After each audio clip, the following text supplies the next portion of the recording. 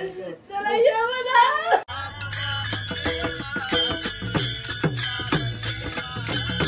आनंद दाखवण्याकरता घेऊन आली होती ती माता माऊली, पण पदरामध्ये जाताना दुःख घेऊन गेली.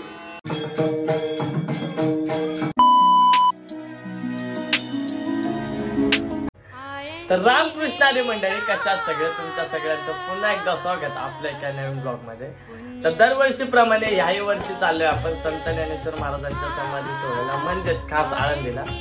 तर मागच्या वर्षी आपल्या व्हिडिओ मध्ये एक कहाणी होती, ह्या वर्षी एक कहाणी आहे देवावरच्या भक्तीची, देवावरच्या निस्वार्थ प्रेमाची आणि एका वडिलाची. तर बघूया काय ही कहाणी आहे. आपल्या ब्लॉग मध्ये कंटिन्यू राहा आणि चला हा माऊलीमय प्रवास सुरू करू.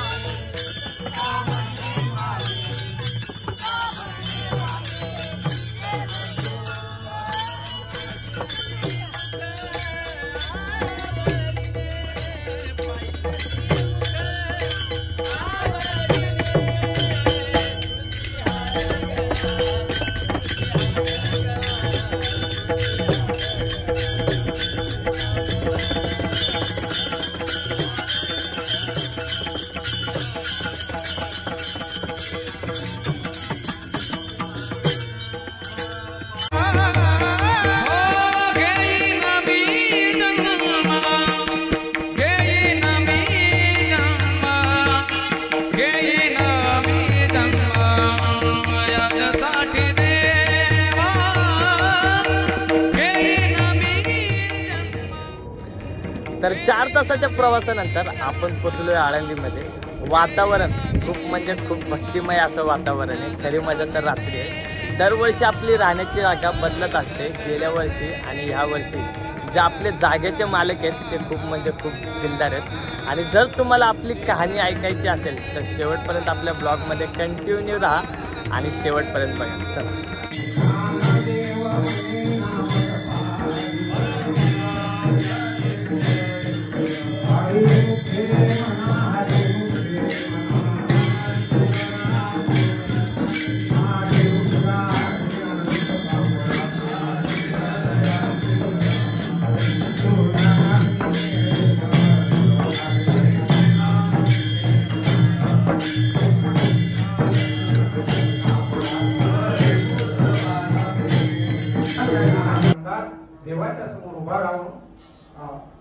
वैराग्य उद्देश असणारे संप्रदायाचे कळस ठिकाणी शोधणारे जगाचे जगद्गुरु असे असणारे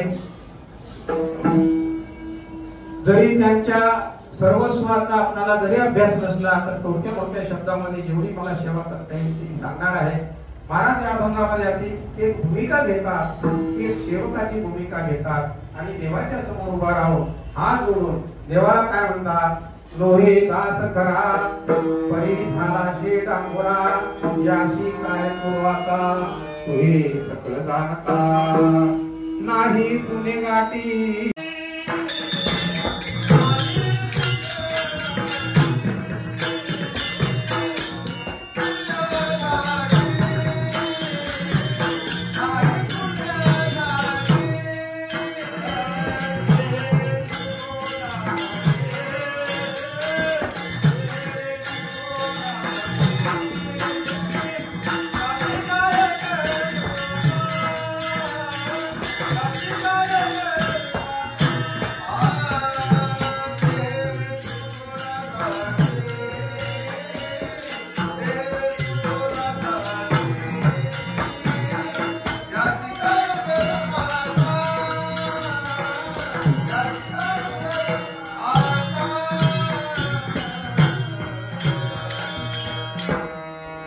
सुप्रभात सगळ्यांना.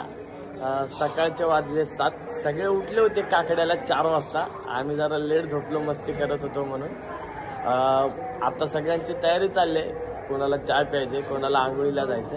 बघूया कोण कोण काय काय करते आणि काय करते. चला टाळी वाजव चला. हा हे जरी नाही काल तरी दुसरे हे जरी नाही काल हो हे जरी नाही काल तरी दुसरा येईल हे जरी नाही काल सरती शेवटी बा काळ बांधून मी सरती शेवटी बा सरत शेवटी वा काळ बांधून नेईल सरत शेवटी वा एकच नाधनी आमची काय माझा येईल हो एकच नाधनी आमचे काय माझा येईल काय माझा येईल काय माझा येईल.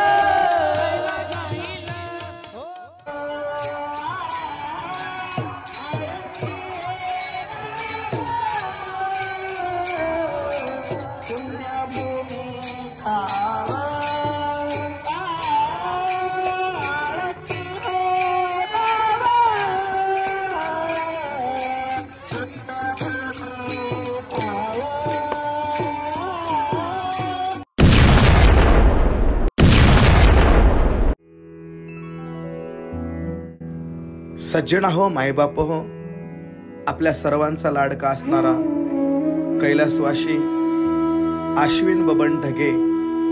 आपण गेल्या वर्षी जो व्हिडिओ पाहिला, श्री क्षेत्र आळंदी येथे 12 वर्षापूर्वी घडलेली घटना आपण गेल्या वर्षी व्हिडिओ पाहिला. पण यापुढे या परिवारावरती जो दुःखाचा डोंगर कोसळलेला आहे, तर काय झालं ऐका. कैलासवासी अश्विन बबन ढगे, अश्विनचे वडील हरिभक्तपरायण बबन महाराज ढगे, ढगे कुटुंबावरती दुःखाचा डोंगर कोसळलेला असताना सुद्धा ज्या वर्षी ही घटना घडली त्या वर्षीपासून दरवर्षी नित्यनेमाने हा ज्ञानोबाऱ्यांचा समाधी सोहळा हे ढगे कुटुंब करत आहे. नुसतं एवढ्याच वर थांबत नाही मायबाप हो. सर्वांचे सुपरिचित असणारे बबन महाराज ढगे सर्व वारकऱ्यांना दरवर्षी श्री क्षेत्र आळंदी येथे अजूनही घेऊन जातात. एवढंच नाही, वारीच्या अगोदर, समाधी सोहळ्याच्या अगोदर प्रत्येकाला त्यांनी तयार करावं. वास्तविक पाहता प्रत्येकाने त्यांना तयार केलं पाहिजे, दुःखातून सावरलं पाहिजे. पण त्यांची असणारी जी निष्ठा आहे, त्यांची असणारी ज्ञानोबाऱ्यावरती जी श्रद्धा आहे, त्यांची असणारी जी भक्ती आहे, किती दृढ भक्ती आहे पहा. वारीच्या अगोदर खूप खूप कष्ट, प्रत्येकाला घरोघर जाऊन चला वारीला जायचंय प्रत्येकाला तयार करावं. चला आळंदीला जाऊ, ज्ञानेश्वर डोळा पाहू, होते संताची या भेटी, सांगू सुखाची या गोष्टी. प्रत्येकाला त्यांनी वारी करता प्रोत्साहन द्यावं. पर एवढंच नाही, एखाद्याची परिस्थिती नसेल आर्थिक दृष्ट्या, त्यांना देखील म्हणावं तुम्ही कसली चिंता करू नका, तुम्ही फक्त माझ्यासोबत चला. असं करत करत प्रत्येकाला भोलानगर मधून प्रत्येकाला घेऊन जावं. त्या ठिकाणी गेल्यानंतर 4 दिवस त्यांची काळजी घ्यावं. सकाळी इंद्रायणीला स्नानाला जात असताना प्रत्येकाला सोबत घेऊन जाणे.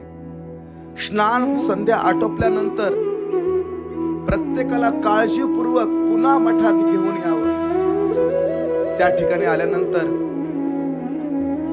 प्रत्येक जणावर लक्ष, कोण जेवला का, प्रत्येकाला जेवू घालून मग जेवण करणारी ही व्यक्तिमत्व साधारण नाही मायबाप हो. प्रत्येकाकडे वैयक्तिक विशेषत्वाने कुठं बाहेर गेला का, बाहेर गेला अजून आला नाही, 4 दिवस श्री क्षेत्र आळंदी येथे लक्ष देणे. कार्यक्रमात देखील हरिपाठ असेल, भजन असेल, कीर्तन असेल, काकडा असेल, प्रवचन असेल, प्रत्येक कार्यक्रमामध्ये अगदी मनापासून रंगून जाणं, काय दृढ विश्वास असेल मायबाप. आणि पुन्हा वारी झाल्यानंतर प्रत्येकाला जसं इथून घेऊन गेले त्याप्रमाणे प्रत्येकाला पुन्हा मुंबईला, ठाणे येथे, कळवामध्ये, भोलानगर येथे घेऊन येणे, प्रत्येकाला सुखरूप प्रत्येकाच्या घरी पोहोचवणं. एवढीच त्यांची भक्ती नाही वारी पुरती मर्यादित मायबाप हो. ज्या ठिकाणी वास्तव्याला आहेत, भोलानगर, कळवा, ठाणे येथे, त्या ठिकाणी देखील नित्य नियमाने जो चाललेला परमार्थ आहे, प्रत्येक शनिवारी हरिपाठ, प्रत्येक एकादशीला भजन, श्रावण महिन्यामध्ये 1 महिना रामायण, हनुमान जयंती निमित्त असणारा अखंड हरिनाम सप्ताह, या सप्ताहामध्ये देखील अगदी तन मन धनाने परिश्रम करणारी ही व्यक्ती आहे. सज्जना हो, मी कशा करता सांगतोय, एवढा जीवनामध्ये हा परमार्थ चालू आहे, पण त्याच्या पाठीमागचा जर आपण पार्श्वभूमिका पाहिली, एवढं अंतःकरणात दुःख असताना देखील हे झालं पारमार्थिक कार्य. पण व्यवहारिक देखील महाराज, कुणाची गरज असेल, कुणाची परिस्थिती नसेल, सांसारिक दृष्ट्या कुणाला अडचण आली, प्रत्येकाला आर्थिक अडचण आली, सज्जना हो, प्रत्येकाच्या अगदी परिस्थितीला, प्रत्येकाच्या दुःखामध्ये सहभाग होणारी हे व्यक्तिमत्व आहे. नव्हे अव जिवंतपणे कोणीही सहकार्य करेल हो, जिवंत असताना. पण सज्जना हो, एखादा कोणी जर व्यक्ती गेला एरियामध्ये, देह ठेवला, त्याचे अंत्यसंस्कार करण्याची देखील तयारी, का त्या परिवारावरती दुःख आलेलं आहे, ते काही करू शकत नाहीत. पण हरिभक्त परायण बबर महाराज यांनी त्या परिवारातील दुःख पाहून, दुःखात सहभाग होऊन स्वतः जाऊन त्याच्या अंत्यसंस्काराची तयारी करावी, जाऊन साहित्य घेऊन यावं, तिरडी बांधावी, नव्हे स्मशान भूमीपर्यंत टाळ मृदंगाच्या गजरामध्ये त्या व्यक्तीला नेऊन पोहोचावं. घरी आल्यानंतर सुद्धा सज्जना हो, त्याचा जे पुढील कार्य आहे त्याच्यामध्ये देखील सहभाग व्हावं. पण त्या व्यक्तीच्या जीवनामध्ये किती मोठा दुःखाचा डोंगर कोसळलेला तुम्ही पाहिलंय.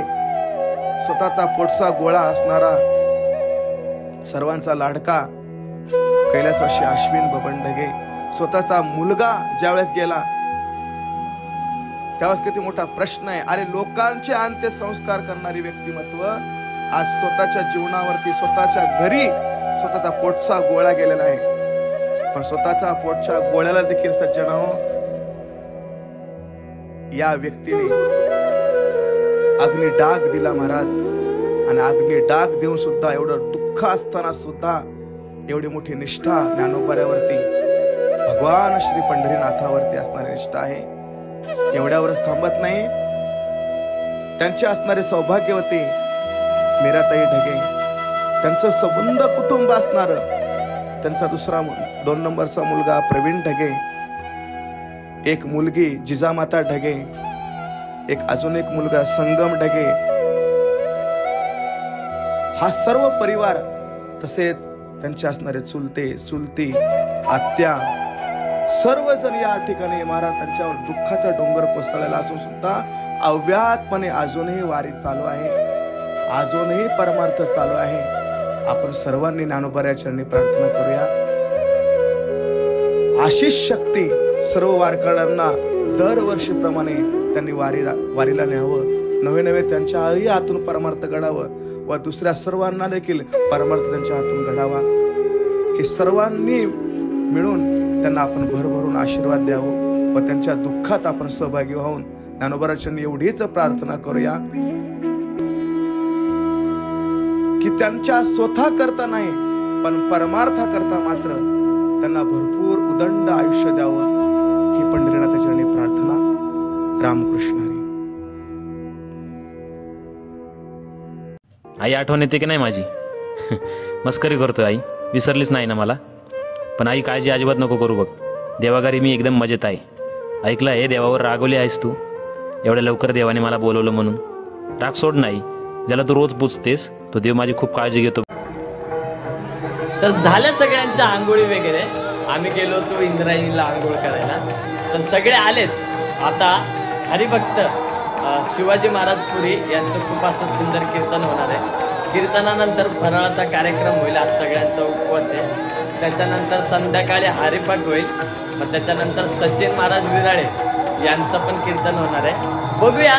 पण मलाच कळत नाही की इंद्रायणी नदीला इंद्रायणी नाव का पडलंय. मग ते पण आपण महाराजांना विचारू, बघू ते काय सांगतात.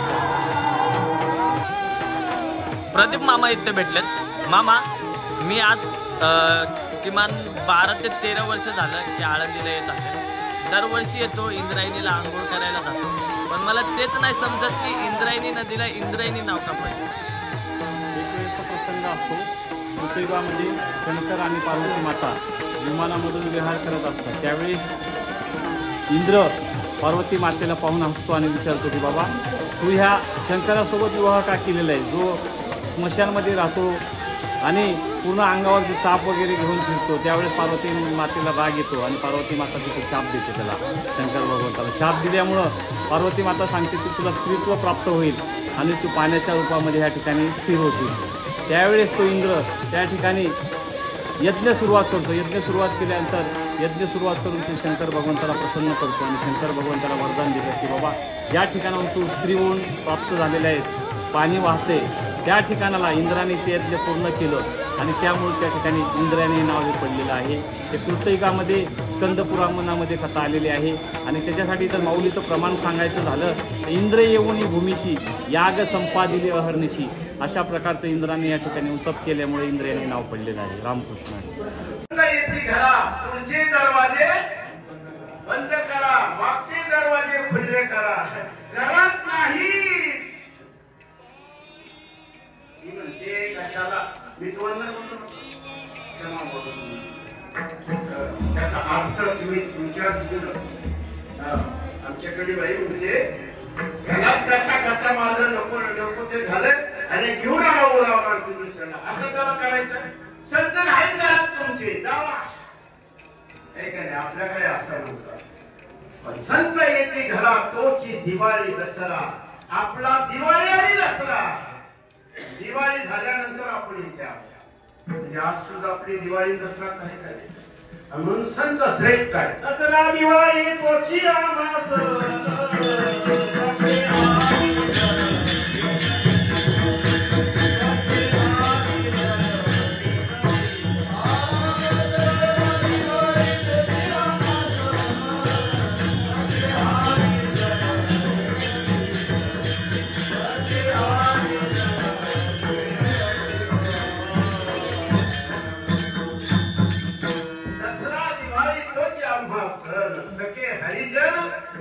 हरिजन केव्हा भेटतील त्या दिवशी आमचा दसरा अन्यथा आमचा दसरा दिवाळी नाही.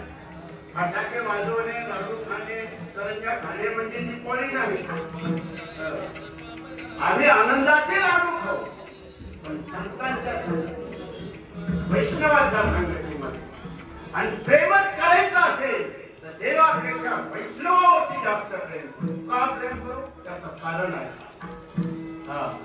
मी म्हटलं देवाला जे करता आलं नाही ते संतांना करता आलं, आणि म्हणून त्यांच्यावर आम्ही प्रेम केलं पाहिजे.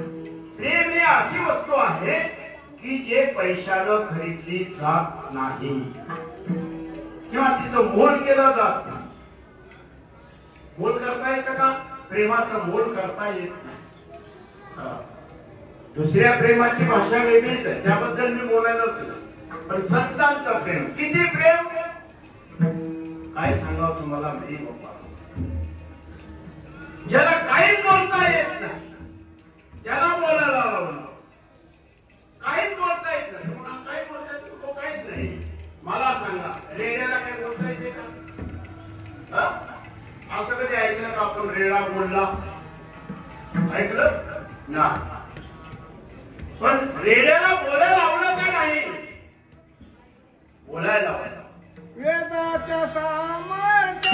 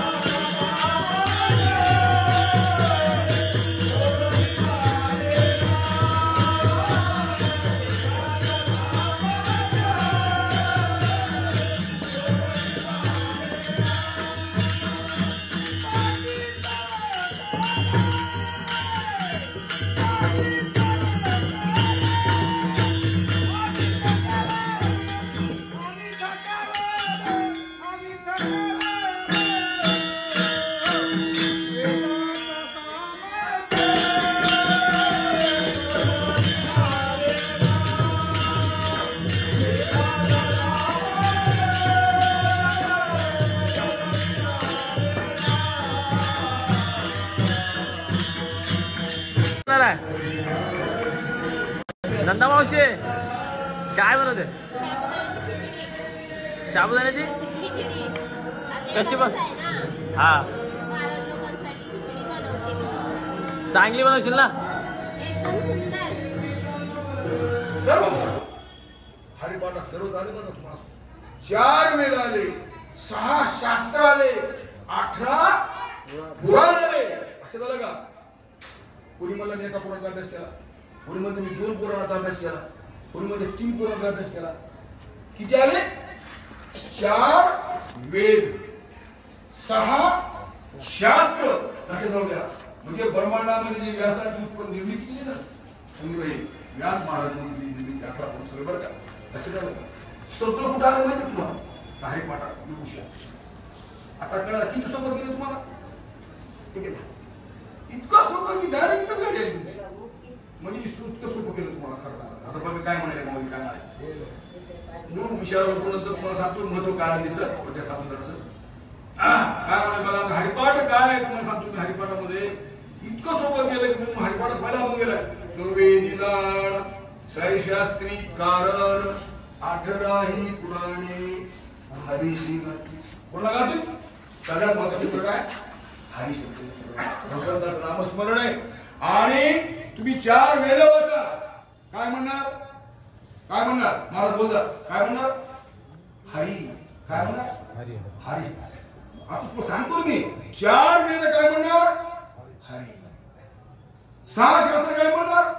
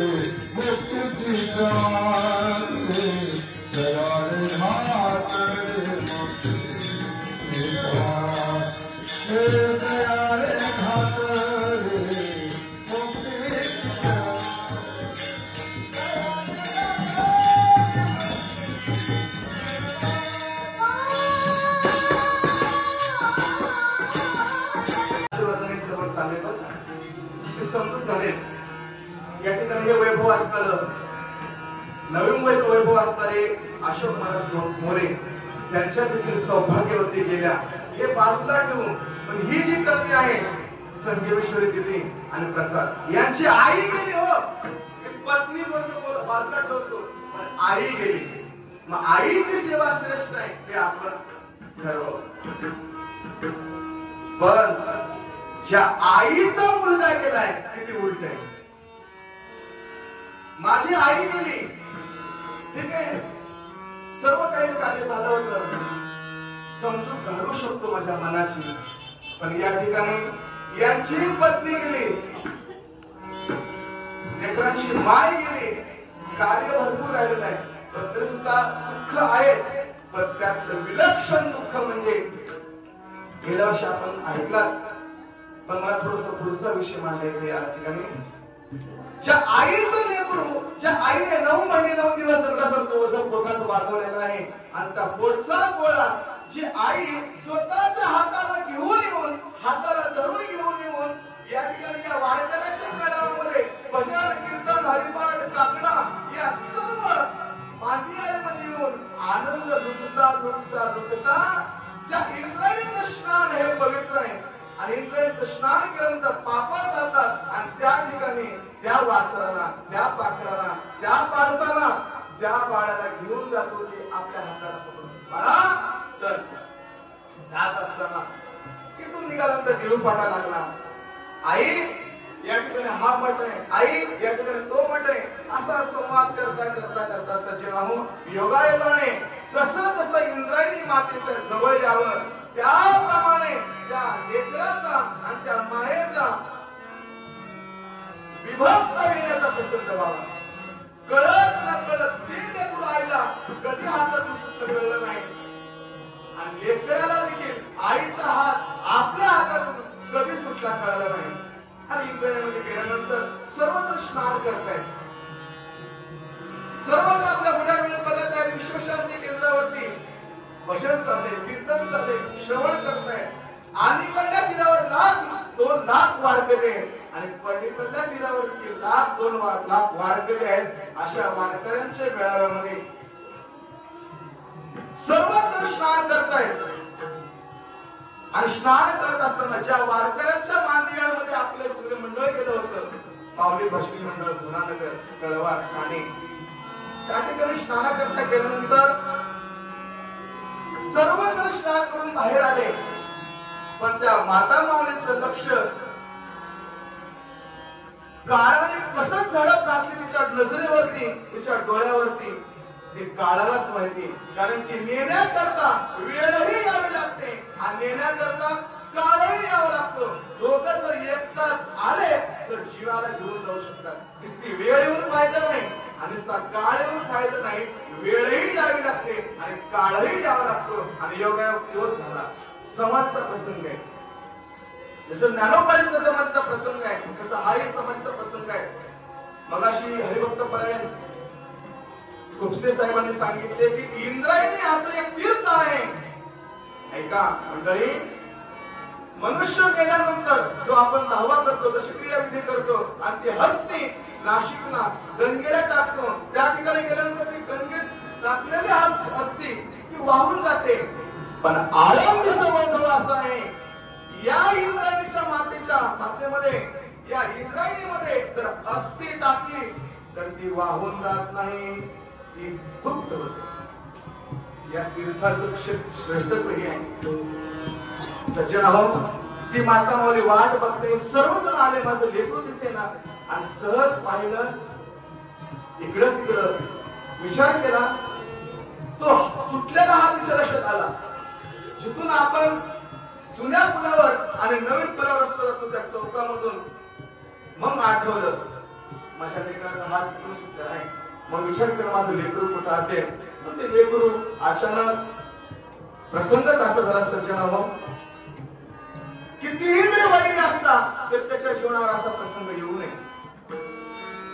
आनंद दाखवण्याकरता घेऊन आली होती ती माता माऊली, पण पदरामध्ये जाताना दुःख घेऊन गेली.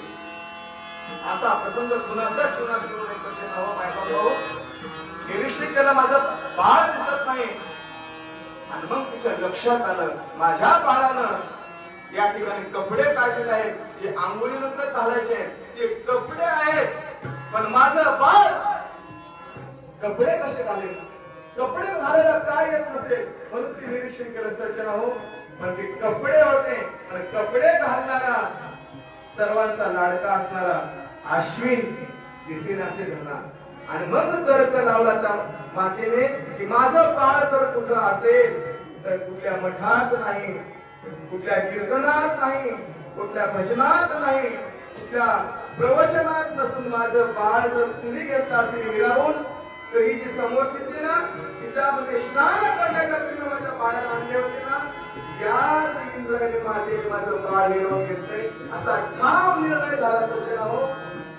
त्यानंतर मुंबईला गेल्यानंतर अंत्यविधी वगैरे कार्यक्रम झालेला आहे, पण मला पुढचं सांगायचे फक्त 5 मिनिटाचा ऐका. किती दुःख झाले आणि दुःख झाल्यानंतर त्या माणसाला ज्ञानोबाविषयी कसं वाटलं पाहिजे, किती राग आला पाहिजे महाराज. पण राहे समाधान चित्ताची या अशा असणारे अश्विनचे वडील हरिभक्त परायण बबन महाराज ढगे माऊली भजनी मंडळ भोलानगर या मंडळाचे अध्यक्ष असणारे, किती ज्ञानोबावरती विश्वास असेल, किती ज्ञानोबावरती श्रद्धा असेल सज्जनाओ. पुन्हा कशाच्या कसं तीच वारकरी मंडळी माऊली भजनी मंडळ भोलानगर असतील, आपल्या कळवा भागातील ठाणे विभागातील जे मंडळी असतील, सर्वांना एकत्र करून तोच सोहळा या ठिकाणी जशाला तसा आनंदपूर्वी होता. पण पदरात दुःख आल्यावर देखील पोटात दुःख आहे पण तोंडावर दुःख दाखवलं नाही. सर्व मंडळींना सज्जनाओ, मायबापाओ, हे जे कुटुंब आहे ढगे कुटुंब, त्यामध्ये आश्विनची आत्या असेल गंगा भागीरथी, कांताबाई चिंकुले, आश्विनची दुसरी आत्या बालिकाताई आदी करून सर्व म्हणजे आम्ही सर्व मंडळी, आश्विनचा भाऊ संगम ढगे, जिजाड ढगे, प्रवीण ढगे आदी करून जेवढे अश्विनवरती प्रेम करणारे मंडळी सज्जनाओ, त्यांच्यामध्ये एवढं दुःख असताना हे पुढे चालेल, मग आपण याच्या मागं गेलं पाहिजे. पुन्हा ही सर्व वारकऱ्यांची मागणी आहे सज्जनाओ, त्यांच्या सोबत माऊली भजनी मंडळ असेल, त्यामुळे सर्वांचं नाव पण उल्लेख करतोय, त्याला धीर देणारे महाराज या दुःखातून मी बाहेर. तर रामकृष्णारी मंडळी, आजचा आहे आपला 3रा दिवस आणि आता थोड्याच वेळात हबप प्रदीप महाराज राजपंखे यांचं खूप असं सुंदर कीर्तन होणार आहे. कीर्तनानंतर जेवणाचा कार्यक्रम होईल. त्याच्यानंतर परत संध्याकाळी ठीक 4 वाजता पावलं खेळायला सगळेजण खाली येणार, रिंगण करायला. बघूया तेव्हा काय मजा येते आणि काय नाही ते. चला.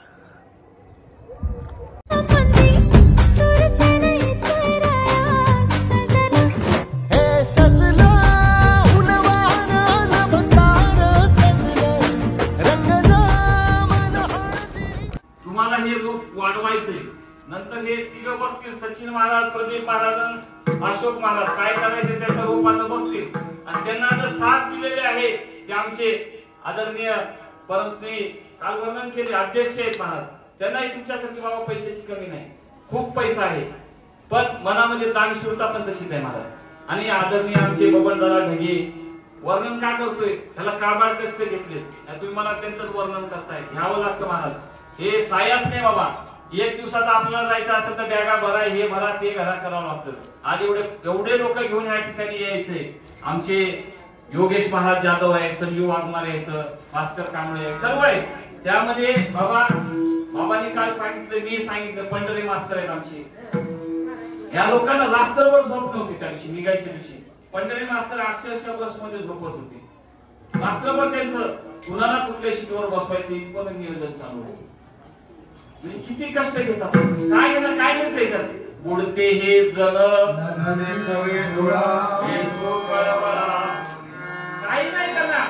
अहो त्या व्यक्तीला 30,000 पेन्शन आहे, काय करणार नाही त्याला? घरामध्ये बसला तर सुखाने खाऊ शकतो. हा माणूस 50,000 ते लाखभर कमवतो, काही गरज नाही त्याला. ते मला देणार नाही, मी काही घेणार नाही, पण भेटतोय त्यांना, त्याच्या देवाच्या कृपेने चांगलं आहे. पण तरी एवढी तळमळ आहे त्यांची. आमचा योगेश जाधव, त्या दिवशी महाराज अक्षरशः 42ची बस बुकिंग झाली बाबा, आणि आमच्याकडे माणसं वाढले, 58 ते 70 माणसं झाली. काय करायचं आता? तो पोरगा आमचा सकाळी 5 वाजता ठाणा डेपोला जाऊन बसला. बस आणायची 8 वाजता, 5 वाजल्यापासून बसला. महाराज तिथं सांगितलं, साहेब काही करा, आमचे लोक वाढले, जरा 50 सीटची बघा. बुकिंग झाली 42ची. हातापाया 5 वाजल्यापासून तिथं जाऊन पडत तो. माझे फोन चालू होते 7 वाजल्यावर, योगेश काय झालं? काय म्हटलं, त्या आंघोळीला गेले, आता येणार आहे. बोललंच का साहेबाला? नाही केले रिक्वेस्ट, बघू काय करतात. तेव्हा कुठं तो 7-8 वाजता कॉल केला, मी भोलानगरला आनंदनगरला गेलो. योगेश काय झालं? आत्ता भेटली म्हटलं 50 सीटची बस. 3.5 तास तो पोरगा त्या डेपो मध्ये होता. काय गरज होती या पोराला? पण त्याच्या माग वैकुंठवासी प्रातस्मरणी आमचं तुकाराम बाबा जाधव यांचं पुण्य आहे महाराज. त्यांच्या कुळामध्ये असं रत्न जन्मलं की त्याने काहीच काही स्वार्थ नसताना त्या ठिकाणी एवढं जाऊन करण्याचं साध्य केलेलं आहे. ह्याच्यामध्ये फक्त एवढंच आहे, तुम्हाला आम्हाला परमार्थ घडावा हा येतो यांचा. आम्हाला घडत नाही असं नाही बाबा. आता गोपीनाथ बाबा खरंच सांगतो, हे महाराज आणि हे महाराज, मी जरा ड्युटीचा असल्यामुळे मी बांधलेलं आहे, निश्चित मध्ये असतो त्यामुळे जरा मी बांधलेलं आहे. पण हे ह्यांना आतापासून मे महिन्यापर्यंत तारीख देखील मिळत नाही लोकांची. अक्षरशः एवढी बुकिंग आहे त्यांच्याकडे. इथे येतात हे आमचं प्रेम नाही, आमची आहे पण येणार असते त्यामुळे येतात. अक्षरशः एवढं त्यांना कार्यक्रमाचं तारखा येतात, तेवढ्यामधून तुमच्यासाठी या ठिकाणी तुम्हाला काहीतरी चांगलं वाटावं. कालचा कार्यक्रम बाबा संगीत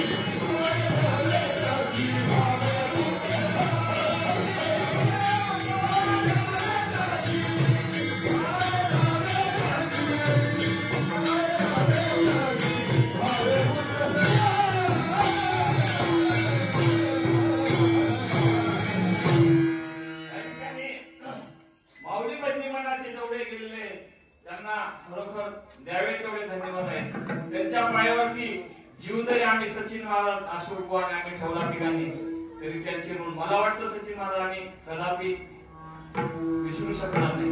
त्यांच्या पायावरती जीव जरी ठेवला तरी आमचा कमी आहे. आता तुम्ही म्हणाल महाराज तुमच्या मंडळाचं सांगितलं अभंग घेतलाय संताचा ना, कारण संत कसे तुम्ही संत माय बाप कृपावंत काय मी पतित कीर्तिमान. अहो संतांना आई बापाची उपमा दिली ना महाराज. संत म्हणजे कोण असतात? आपण संत आहे का बाबा? तुम्ही आम्ही संत आहे. आम्हाला एखादा शब्द बोला तर सहन होत नाही. मला तरी सांगतोय, मी दुसऱ्याला नाही सांगू शकत. आम्हाला एखादा शब्द बोला बाबा सहन होत नाही. एखादा शब्द बोला तर आम्ही लगेच त्याला मारायला उठतो. खरं वाटलं नाही तर विचारायचं, एखाद्याला उठान मारा, आमच्यामध्ये लगेच कॉलर पकडू शकतो. आम्ही संत आहे का? संत पण असं सोपं नाही बाबा. नाही संत फल मिळत हाती हिंडता कपाटे राणी वनी संत मावशी काय करते आज? काय जेवणाचा बेत?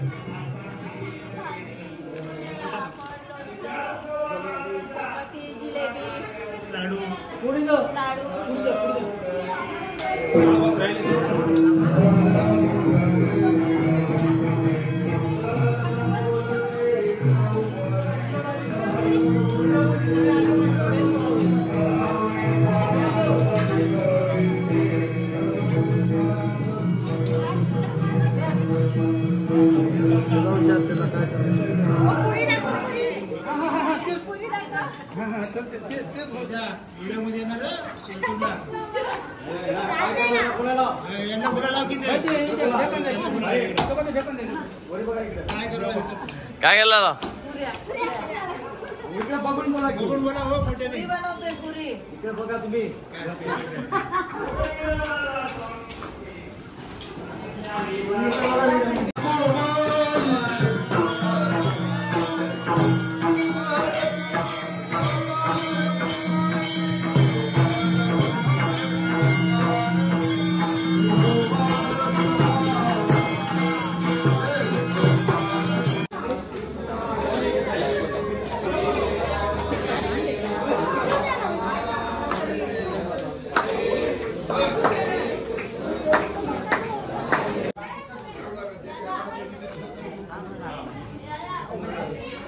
प्रोत्साहित केलं पाहिजे. हो सगळं ज्ञान आहे कसं सर बघा महाराज महाराज माझे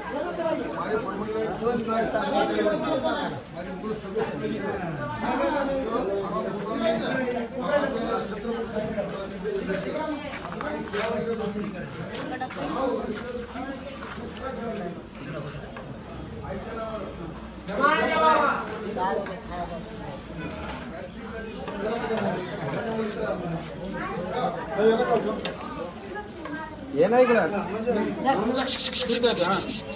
अंकल सर का अंकल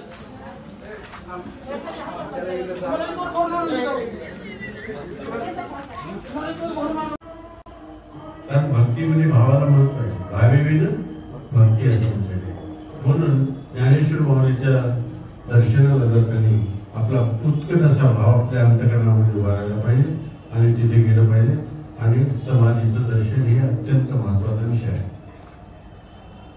तुकोबा म्हणतात सुख अनुपम संतांची चरणी प्रत्यक्ष अलंका भोरी नांद तसे. नांद तसे सुखाचा व्यवहार चालू आहे. सुख तुम्हाला मिळतं ते काय तेव्हा नांद तसे असा शब्द वापरला तुकोबाने.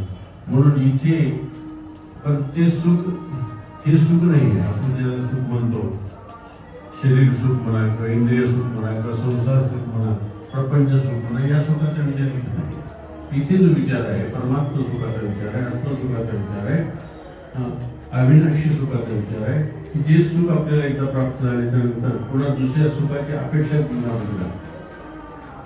जर जीवनामध्ये सुखाची अपेक्षा शिल्लक राहिली तर आपल्याला पुन्हा धडपड करावं लागेल.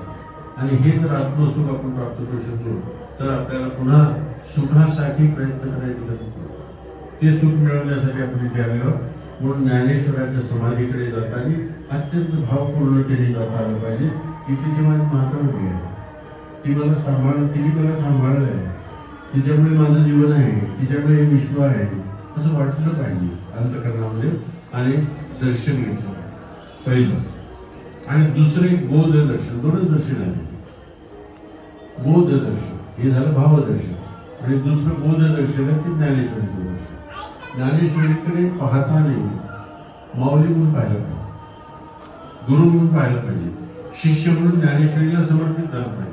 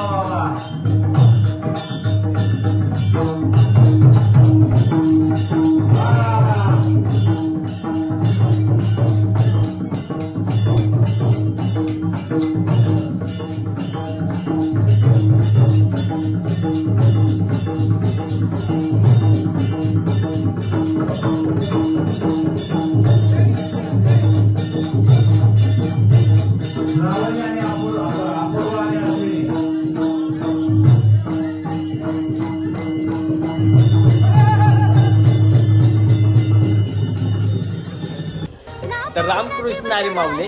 तर आजचा आहे आपला 4था दिवस आणि थोड्याच वेळामध्ये हबप रामायणाचार्य बाबू महाराज राजपंके यांचं खूप सुंदर असं कीर्तन होईल. कीर्तन झाल्यानंतर महाप्रसाद होईल. महाप्रसादानंतर आपली निघायची तयारी होईल.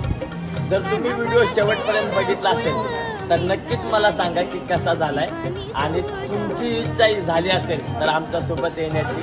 तर पुढच्या वर्षी नक्कीच आमच्या मंडळासोबत संपर्क साधा आणि आमच्यासोबत रामकृष्ण.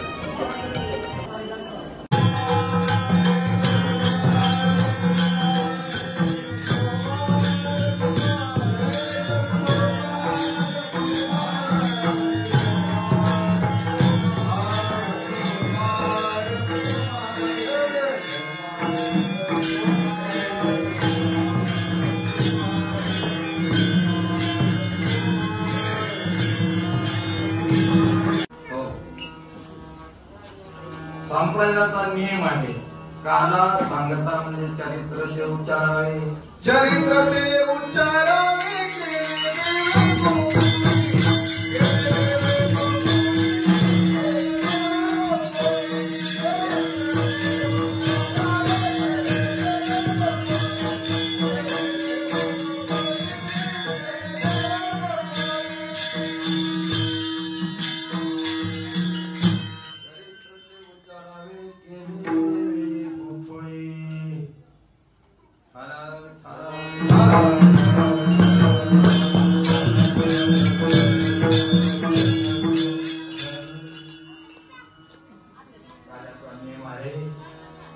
भगवंतानी जे गोकुळामध्ये काही क्रीडा केलेल्या आहेत त्याचा थोडासा विचार करावा आणि विचार करावा का अशा प्रकारे. भगवंताचा जन्म ज्या वेळेला झाला त्या वेळेला काय तिथे आनंद होता. गोकुळीच्या सुखा अंत पार नाही लेका. बाळकृष्ण नंदा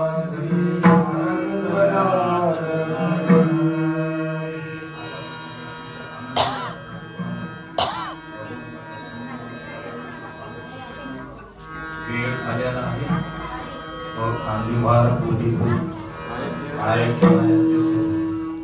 सांगत बसलं ऐकत बसलं तर आहे. परंतु आपल्याला थोडी घाई आहे. वेळ झालेला आहे.